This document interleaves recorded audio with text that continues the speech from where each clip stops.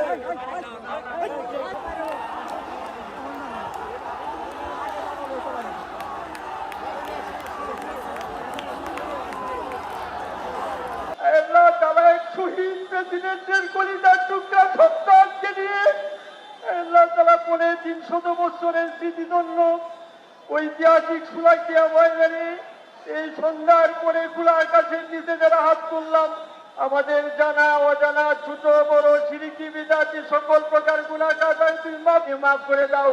মাননীয় প্রধানমন্ত্রী, ইমাম, মুয়াজ্জিন, বৃক্ষরোপণ, আলহামদুলিল্লাহি রাব্বিল আলামিন।